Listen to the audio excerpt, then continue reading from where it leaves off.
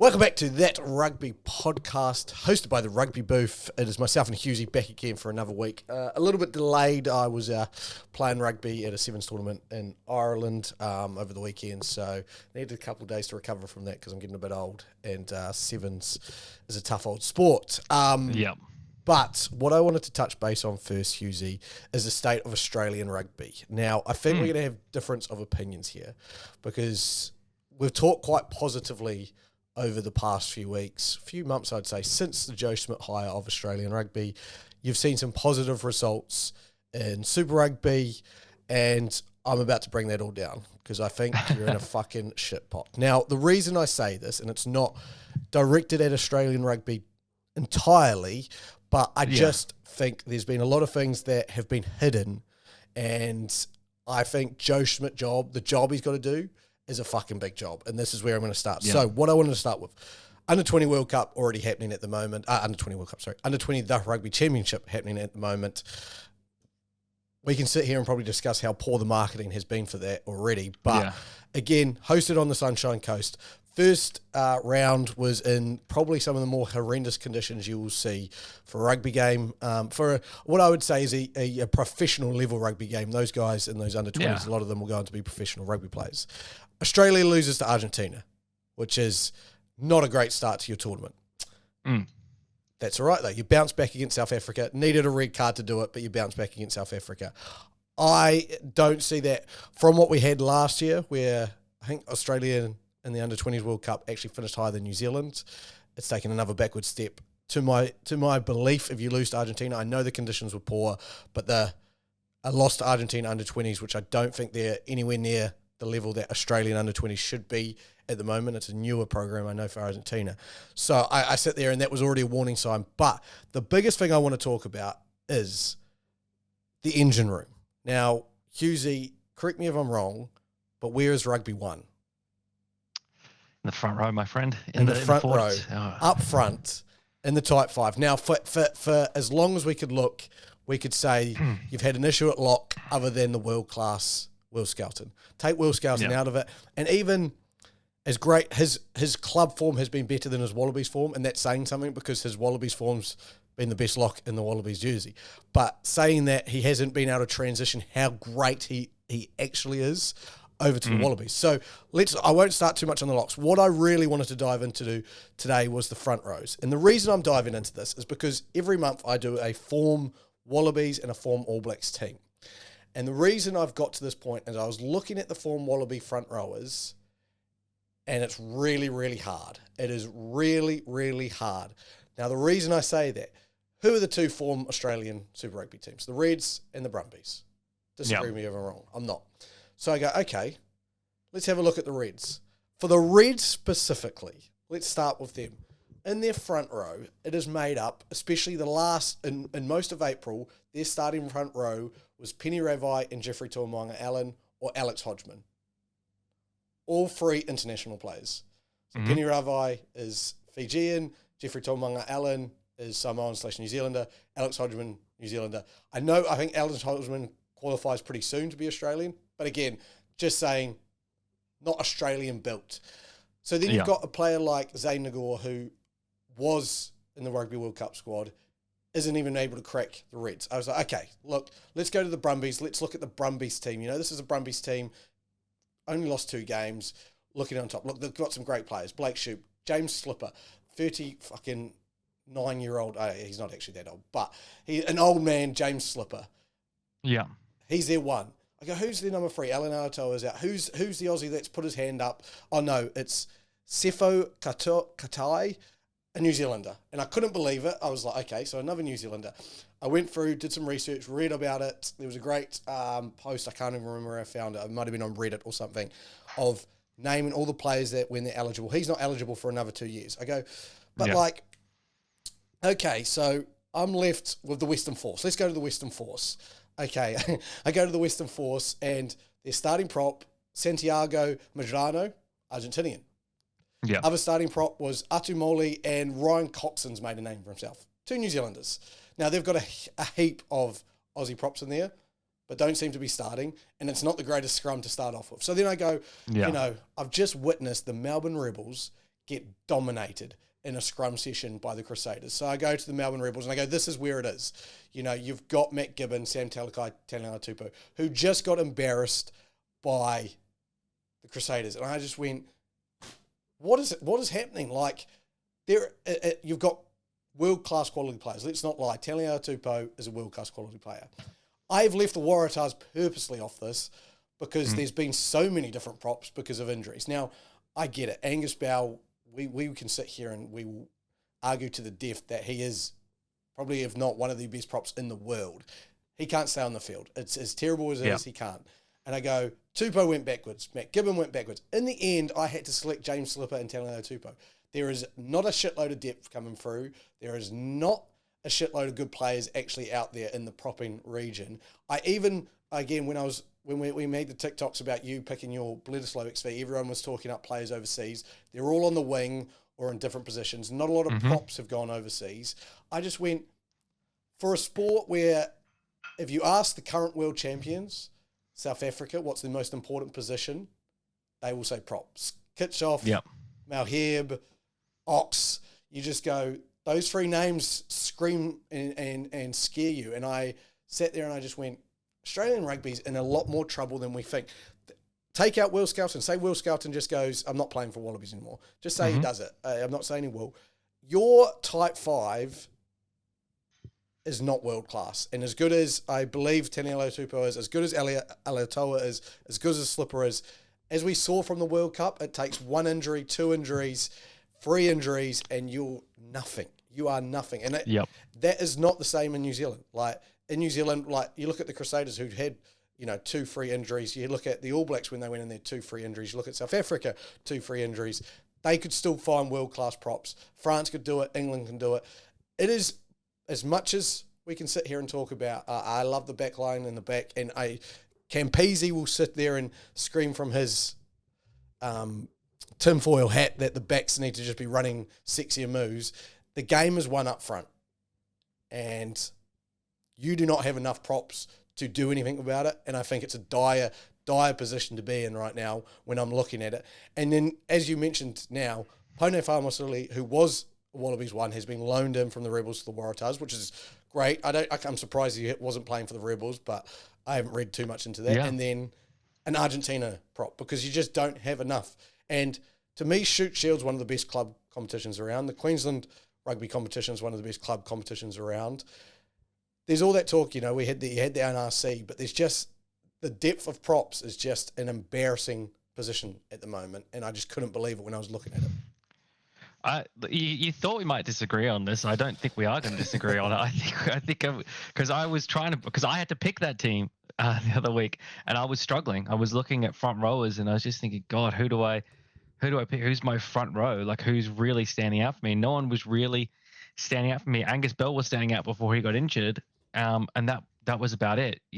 Tupou, as I said in that segment, had been good off the bench, not as a starter, not playing for huge amounts of time.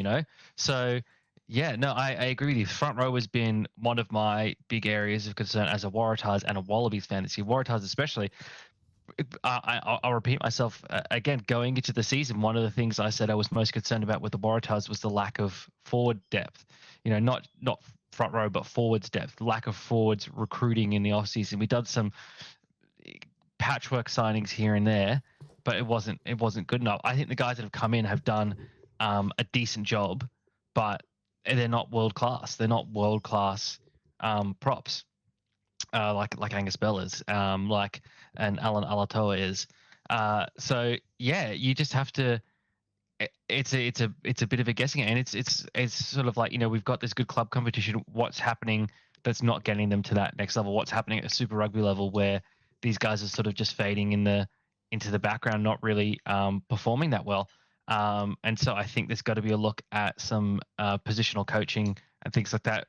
This is why I'm glad though that Schmidt has brought in the scrum doctor for the Wallabies, to try and hopefully some of those learnings get passed through while the Wallabies are in camp, and it's enough to work with some of maybe the raw talent that don't have the technique.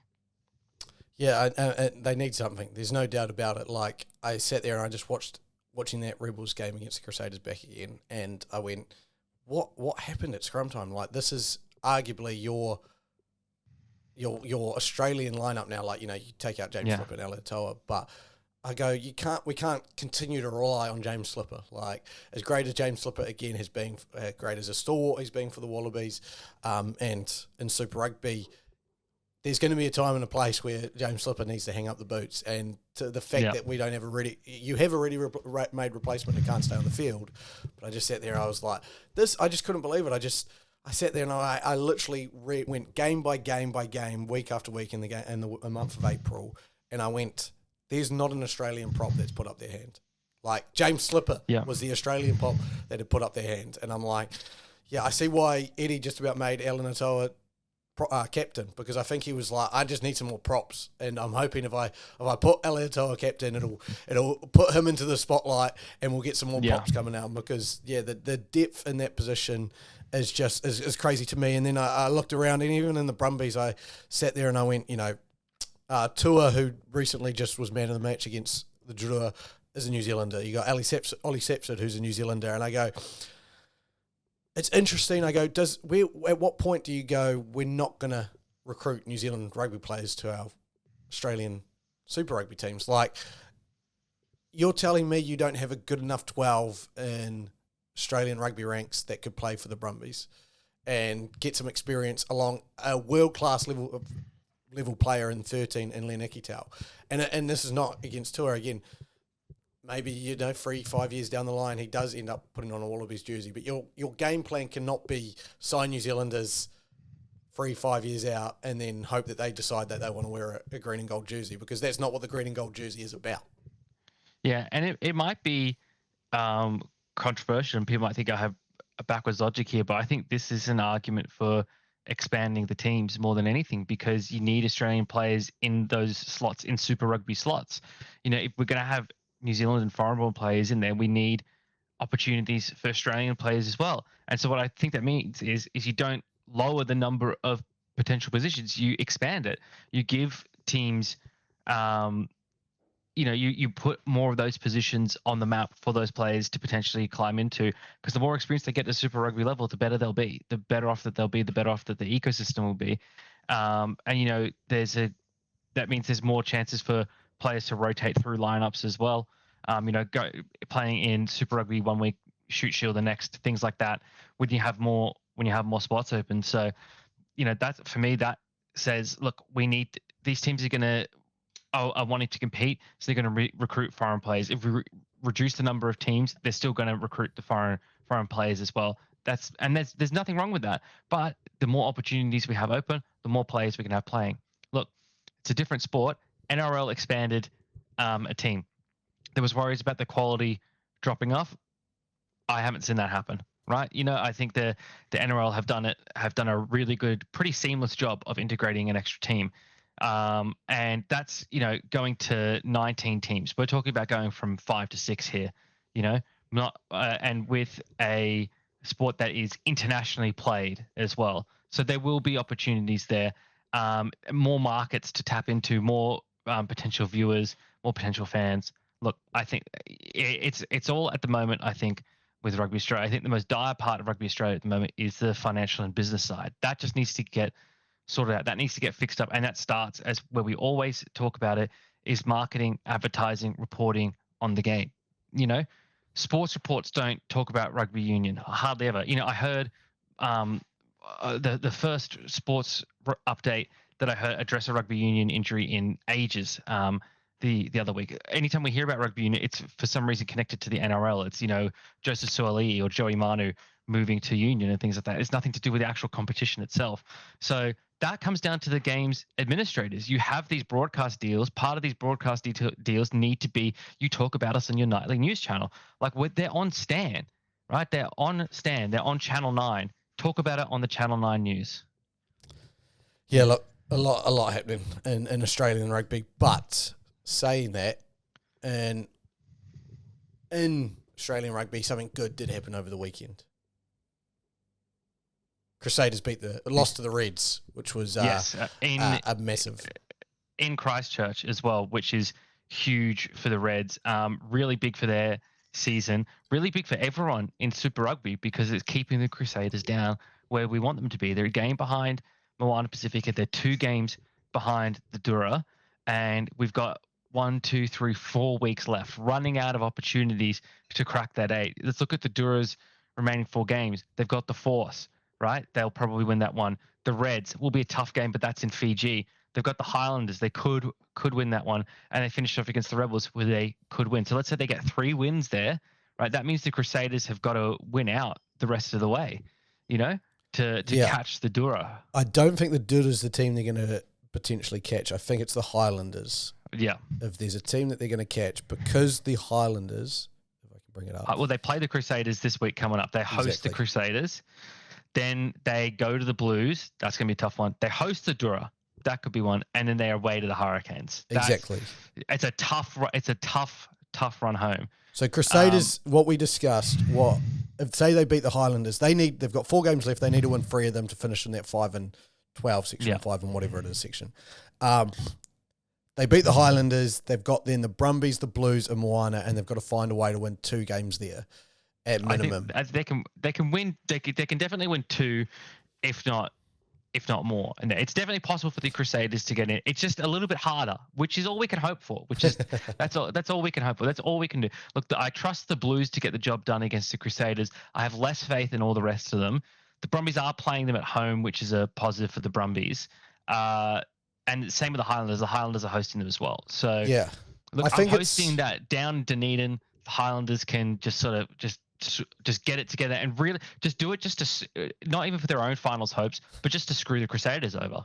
Well, I would say this is knockout rugby now for these 2 teams. Mm-hmm. I go, you win, you're probably in. If Highlanders win, they probably go on to make the finals. If the Crusaders win, I think the Highlanders aren't going to turn it around from there. This goes back to that Rebels Highlanders game all the way back in week 8. That could end up being the difference here as well between those 2 teams if the Crusaders do push on. Yeah, and then even that, I think the Rebels are the other team that could finish if they don't win another game out. Yeah, they've got 5 wins though at the moment, and then so that's done them in pretty good stead. They away to the Reds, then they host the Chiefs, then they're away to the Brumbies, then they're away to the Dura. It'd be tough for them to win any of those games, to be honest. Which would leave them on 5 wins, and then it would come down to bonus points and then points differential, which isn't in their favour. Yeah. When you look at it, I'm just looking right now. Minus 83, and the Crusaders currently are on minus 31.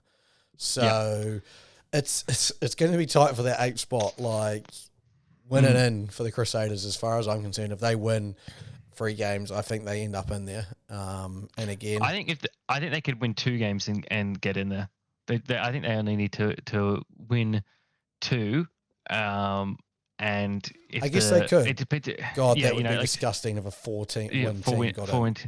Yeah, well, look. If you look at the real, that's the thing, is that they're skewing the bottom end of this ladder around a bit, because they're not a terrible team this year. Is the thing, they're not terrible. But they just haven't been able to win. And the upper end of the ladder, the Hurricanes, the Blues, the Chiefs, even the Brumbies and Reds on occasion have been good enough to secure their wins. Well, and this is what I was looking at when I was reading some stats. I thought about it and I go, this is realistically a 5-team comp, and it's disgusting, like how bad the quality is of the bottom 7 teams this year, because 5 of the teams have a positive points differential out of the 12-team comp. So, you've got the Hurricanes, Blues, Brumbies, Chiefs, Reds. Everyone below that has a negative points differential, and then Crusaders are the next best on minus 31. And I was thinking, and I looked into like the Premiership and the URC. If we go into the URC, look at their tables. If you go down, there's a 16-team comp, and the top 9 teams for the URC have a positive points differential. To me, that's a sign of a good comp. If you've got over half the teams with a positive points differential, there are a lot of close games coming on there. And then I go to the Premiership as well, and the same exact thing. There's 10 teams, 8 of them have a positive points differential. Now, Newcastle haven't won a game all season out of the 16 games they've played. So they're minus 327. But the highest one is 140 in fourth place, positive points differential. And I look at our tournament and I just go, something's not right here. Like, when 5 teams can run away with it like that and force the other teams to be as bad as they've been, it just, to me, again, we're at the early stages of this new Super Rugby. We're going through the growing pains, but we're definitely not there yet. I just don't think the comp is set up correctly yet. I think, again, it comes down to the size of the competition. 12 teams is especially when you're going to have 8-team finals. I think 12 teams is not good enough for that. I think shrinking the competition as well is not the answer. We've seen what happened with Super Rugby when we shrunk the competition by taking away the South African teams. It doesn't work.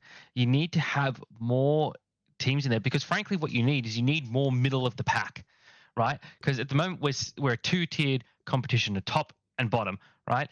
That's not how good comps run. Good comps run well when you have middle of the pack teams, the teams that can have real stinkers of games but can also have really good games. We talk about a lot of solutions to the game. My solution to the game is simple. Here it is, right? We need to bring back Argentina into the competition to get Argentinian money, eyes on the game. We need to bring in Japanese teams to get Japanese eyes on the game, right? I'm no businessman. I don't know what the travel expenses are, how they match up against broadcast deals, but imagine you bring in that Japanese money that can pay for that, right? Because we're a 12-team competition now. I think you add 6 more teams. I think you add an Argentinian team, you add either 3 or 5 Japanese teams. If you add 3 Japanese teams, you add an extra Australian and New Zealand team, or you just add 5 Japanese teams, right? So then we're in an 18-team competition, right? Comparable with the NRL, and it's a healthier number for a competition to have a top 8 finals, right? You can disperse talent around better. You recapture some of the game's biggest names that are playing in Japan. You have a new series of names that can crop up on the board in with the Argentinian team. And just overall interest in the game is revived because it's a big fucking move. It's a big, bold move, you know? That for me, that's what you got to do. I think this is, to say rugby, you need to be making bold moves. You need to, frankly, at the end of the day, you need to have people interested in the game. Pussyfooting around, soft moves aren't going to get interested in the game. Being prudent is not going to get people interested in the game, and that's what's needed. You need people interested in the game again, right? The product has been exciting to watch. The product is not the issue. These games have been entertaining. Right, you think about some of the games that we've had this year. Both Waratahs Crusaders games were highly, highly entertaining games. The Hurricanes and Reds going to extra time in Super Round was highly entertaining. Moana Pacifica versus Fiji and Dura is some of the most exciting rugby we've ever seen. So the product itself is not the issue. It's the administration of the game. You need to be making bold moves. You need to be getting eyes on the game and getting people talking about it, right? Yeah. We're in an age of social media. Get people talking about it. Yeah, and I mean, to back up your point, New Zealand Rugby, I think, released details that we've had increase in viewers in Super Rugby this year compared to last year. So I don't think, as you said, the product is the problem. I think there's moments where we drop the ball, as you said. And I think if there's proof in the pudding, it's as well with Fiji and Dura. You watch them and you go, without taking that risk of adding a Pacific-based team, we wouldn't have got the team that we've got from there, the games that we've got from there, and the excitement that we've got from Fiji. So, Moana Pacifica is one place out from the top 8 as well. Yeah. So we were talking last year about them being a failure. They're close to the top 8. They're doing better than the Crusaders and the Waratahs, 2 of the cornerstone franchises of the Super Rugby product. So, they've established their legitimacy in the league now. But yeah, look, the players haven't failed. The product hasn't failed. The administrators of the game, particularly in Rugby Australia, have dropped the ball. Look, international rugby, there's been a I don't want to say like a groundbreaking. Forget Kendrick versus Drake, right? This is the biggest beef going on internationally right now. Kendrick v. Drake, that's just some American stuff. That's it's two country, Canada and the US, I guess. This is cross-continental, intercontinental ballistic beef right now. Yes. South Africa and Ireland are laying down some warning shots to each other. And it stemmed from Ebenezer Biff doing an interview on, I think it's a Rugby Pod on Rugby Pass with Big Jim, and him saying that after the pool game, Ireland versus South Africa, 12 out of the 23 Irishmen that came up to him said, we'll see you in the final. And what he took from that was that they're skipping out, they're missing, they're taking for granted their quarterfinal matchup that was likely to be against the All Blacks. And we all saw how that played out, didn't we? So, look, it's been it's been good being a New Zealander on this and being able to witness this and not be in the middle, because, well, we're like kind of in the middle because we've played both of the teams. But Irish rugby pundits have punched back and said, he apparently remembered the number and remember how many people said it to him, so he was counting, and that can he just enjoy his Rugby World Cup, and he's probably making all this shit up. To start off with, I tend to believe what Eben said probably happened. I don't know if it was 12 of them, but I think it would have been a good amount of them. B, Ireland Rugby at that point had reason to believe they were going to go to a final, but to say that is silly. C, I cannot wait for the mid-tests between South Africa and Ireland, because all of this will get answered. Like, as much as South Africa don't mind experimenting during these games, these mid-year games, with players, with tactics and everything like that, and the result isn't the number one importance, it's the growth, because they are now in a Rugby World Cup cycle. I actually think that they will take this game a bit more seriously, these two games, purely because of this. I think the South Africans, didn't beat Ireland at the World Cup. They're the world champions, don't get me wrong. And I think if you're a world champion, you're free to just about say whatever you want, because you've earned that right, like, to a point, obviously. But in this rugby circles, if he heard that, then he heard that, and he's got any right to say it because they're holding the trophy aloft. But they didn't beat Ireland at the World Cup. So I think that group that was at that World Cup will want to prove a point at home in front of their fans against this Irish team who still claim to be the best. You heard the fucking start of the Six Nations when it was France against Ireland, and it was the World Cup final that no one got, but everyone wanted. Apparently, that everyone wanted. No, everyone didn't want that. They don't deserve it. I'm not going to get started. Don't drag me into this, Eben. Don't drag me into this. But yes, I am excited for these games. Hughesy, what did you make of all this beef? Look, I think it's great. This is the type of thing rugby needs. Getting people talking about rugby. That's what we want. This is the type of stuff that we need. I don't mind a little bit of shit chat. I don't like your annoying number 9 types, always poking and prodding, but never getting their hands dirty type thing. Real annoying pricks like Nick White and Faf de Klerk. Not my type of players at all. But I don't mind a bit of banter and a bit of shit chat. I don't mind a bit of cockiness and confidence either. From Ireland, I think they need to have that self-belief. I think when you're an athlete at that level, you need to have that level of self-belief in yourself. If anyone that's watched the Last Dance, you could see Michael Jordan has got that almost sociopathic, narcissistic level of belief in himself that drove him to be who he was. And I think that's an element of top tier athletes. So I don't mind the fact that they said it. And if I was the Irish team, I would have come out and just run with it and just be like, yeah, of course we said it. Look, we were riding hard. We just beaten South Africa. We thought this was our best opportunity. New Zealand got the better of us on the day. That's it. That's fine. You're allowed to do that. That's fine. You were confident. You lost, and then you ate a humble pie afterwards. But don't try and back out of it and claim that you didn't say it. That's even worse. And what's the benefit you get out of that? Like, oh no, we didn't think we were that. We didn't think we were that good. Like, we knew New Zealand were going to beat us. Like, yeah, I think it's a lose-lose situation for Ireland here. I don't think they can come out of this looking good. The only way they come out of this looking good is by beating South Africa this year. And that's it. So I don't know. I thought it's probably gotten to a level that's unnecessary because of Ireland not just owning it and rolling with it. It's become maybe a little bit more bitter than it needed to be. But hey, good stuff. I like it. Yeah, and I agree. But I think this is a reflection also on the Irish pundits because I remember as well. I think I clipped it up and they were saying Sam Cane is the worst flanker at the Rugby World Cup, like in the quarterfinal stage.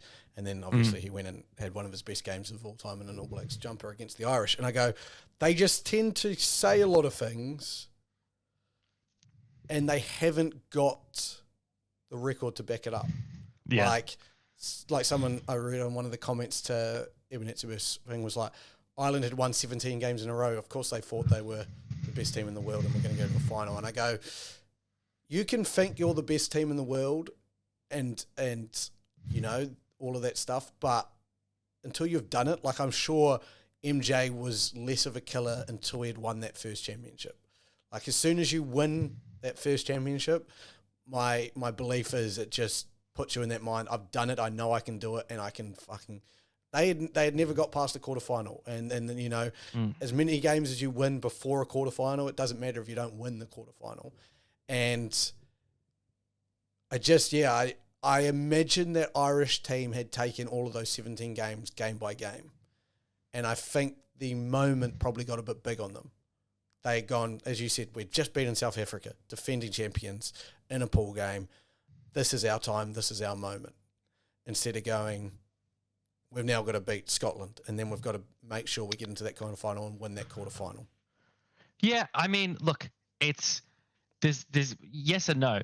Yes, I think definitely you become more ruthless after you win that first championship, but I don't think there's anything wrong with having that mindset before you go into it. Couple of stories. Complacent. I don't know. Well, look. It obviously did, mate, because they didn't fucking win. Yeah, look, I don't know if they were complacent or if they just weren't the best team. If New Zealand just wasn't better than them, But look, for me, what two stories stick out. One, Peyton Manning getting drafted number 1 overall by the Indianapolis Colts, and he says to the owner of the Colts, he says, "I'm going to bring a Super Bowl to Indianapolis." He said that in his rookie year, and it took him years to do it, but he eventually did it. He said he was a rookie that came in with that attitude. Now, he was the number 1 overall pick, though, so we'll file that to one side. Obviously, his counterpart, Tom Brady, drafted a few years later all the way in the 6th round. I watched the roast of Tom Brady the other night. Really great. He runs into the Patriots owner in the building, and he says, "Oh, hi, I'm Tom Brady." And the owner says, "Yes, I know who you are. 6th round draft pick, 199th overall." And Tom Brady then says to him, "And the best decision this franchise ever made." Right? So that's the 6th round draft pick having that attitude. And we obviously went and saw his greatest athlete of all time. So I don't think there's anything necessarily wrong with it, but it is going to backfire in your face if you can't back it up, if you then don't go on and win. With Ireland, it's a particularly poisoned chalice, though, because they lost in the quarterfinals again, where they always lose. It's the same old Ireland. They don't even have the benefit of being able to say, "Oh, well, at least we improved. At least we got past a quarterfinal stage. This was the best. This is the best crack we ever had at it." No, it's exactly the same as what it's been in previous years. So, look, I don't think there's anything wrong with saying it, but they just didn't back it up, and it's blown up in their face, and rightfully so. You just got to eat that. They've just got to eat that. But what I would say as well is I would say those players that you've mentioned, those stories that you've mentioned, like quarterback basketball player who, as much as they do play a team sport, they're the most important position in their team sport. Yeah. For 12 players out of the 23 to say that in a sport where on any given day, any player could take over the game. It's hard. Yeah, it's hard to sit there like we know rugby well. It's hard to sit there on any day and say you're just going to beat another international team just because you've been good. Look, I went into and call me stupid, but I probably did this not to anyone's face. I didn't say it, but in the 2019 World Cup, we were going up against England in a semi-final. I didn't think we could lose. We're coming off to back-to-back World Cups. I think we're going to a third World Cup final to play South Africa. We had beaten South Africa in the pools. I wonder if in that 2019 World Cup, any New Zealander said to the South Africans after we beat them in the pools, we'll see you in the final. Because I don't think it would have happened. I don't believe it would have happened. And we got our asses handed to us in the semi-final against England. And I sat there a shell of a man because I had guaranteed a final in my head. And it's just one of those things that rugby on the day, you could be the best team. And I would argue in that game, Ireland against New Zealand, Ireland were the better team. But the better team doesn't win in rugby all the time, and I think that was one of those moments. And you know what? I'm fucking glad it happened, and I'm glad Eben's come out with this story because I hate the Irish now. They got, as I said all that time beforehand, I used to love the Irish. I still love the Irish people, but the Irish rugby team all of a sudden beat the All Blacks and thought, we're actually one of the best teams in the world. No, you haven't made it past the quarterfinal. You're going to wait another 4 years. You never know. That twinkle that you've got right now may die down, and you lose another quarterfinal in Australia, and God, you know what? I will be happy about it. I will celebrate it as I go there, even if it's against South Africa. And they're our arch rivals, but this is how strongly I feel now about the Irish. Their pundits, their players, their half New Zealand team. I'm over them. I'm over them. All right, I've got a hypothetical for you now that you've said all that. All right, you've got. I'm going to leave Australia out of this, right? Yep. But it's the worst semi-finals you could ever think of. It's France, England, Ireland, and South Africa. Who do you want to get through to the finals, and who do you want to win the final there? Who's your least bad options of all of those? Yeah. So I want South Africa to get through to the final, but I don't want them to win it. I can't handle another South Africa win, but I would rather, out of any of those teams, I'd rather them in the final. That's fucking tough. I don't want Ireland winning it. Nah. They've made it through to a semi-final. I want them to lose in the semi-final. And you know what I'm going to say? I'm going to say it, and it hurts me to say this because I definitely do not want the French winning it either. So I'm going to go the English to win it. The only reason I say this as well, I hate the English. I do, as everyone should. But what I want out of this is I want to keep the Rugby World Cup winners the smallest. So I want, most exclusive club.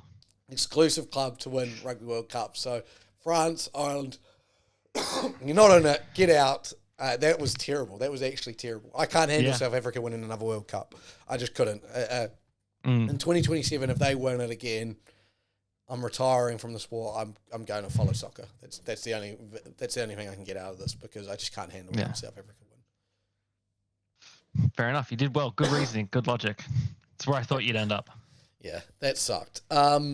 Last thing I just wanted to mention, this will be quick. I was reading the other day, someone on Reddit put a 1v1 in the world situation.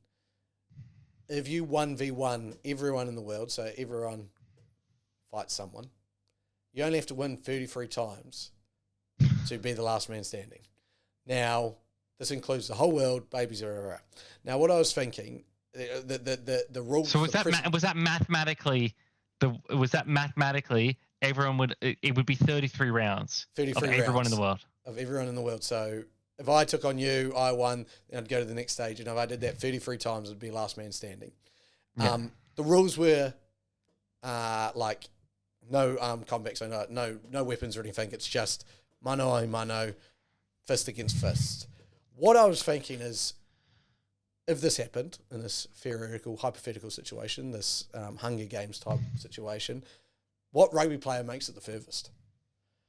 Because I look at it and I first thing comes to head, you got someone crazy like Eben Etzebeth, and you go, well, he's probably a bit too big, probably not mobile enough.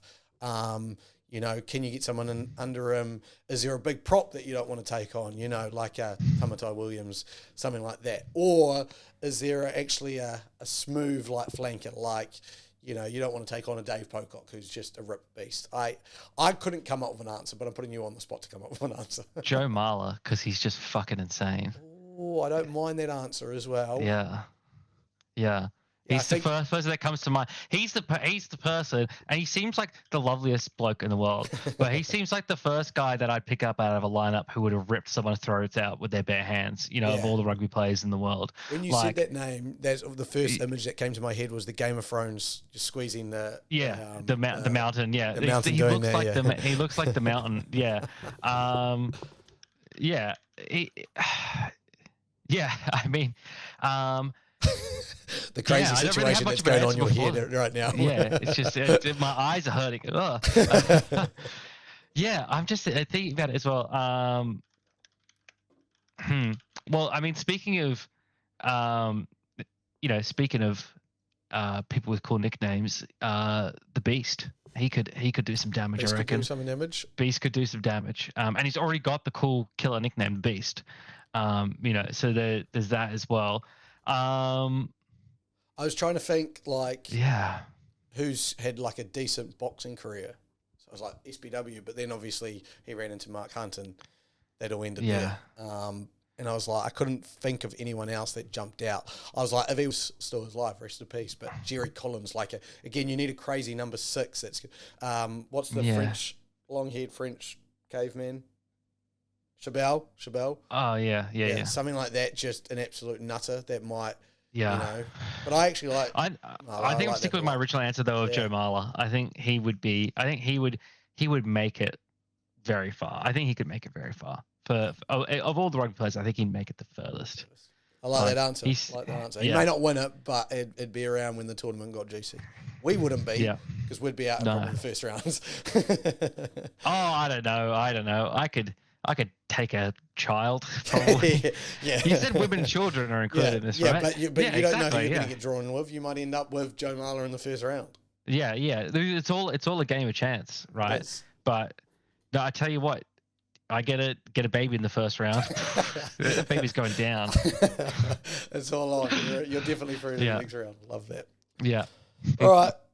That'll do us today. That has been the That Rugby podcast. My name is Luke. That is Husey. We will catch you next time. See you later. Goodbye. Peace.